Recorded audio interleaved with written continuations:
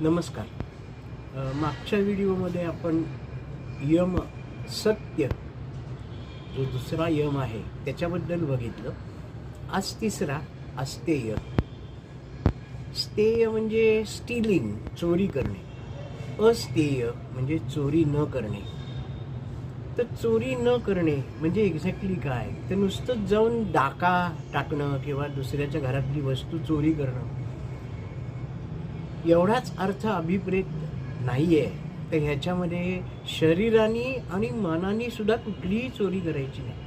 म्हणजे कोणाच्याही आयडिया चोरायच्या नाहीत, कोणाचे रिसोर्सेस चोरायचे नाहीत. आणि सध्या तर सगळीकडे फुकटचा जमाना आहे. दर महिन्याला हे फुकट, दर महिन्याला ते फुकट.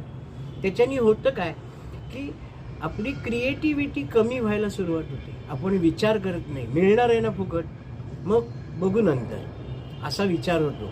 त्यामुळे अस्तेय म्हणजे चोरी न करणे. अगदी आपल्याला रस्त्यामध्ये एखादा रुपया पडलेला दिसला तरी सुद्धा तो पण घ्यायला आपली इच्छा झाली नाही पाहिजे, इथपर्यंत अस्तेय हे याच्यामध्ये अभिप्रेत आहे.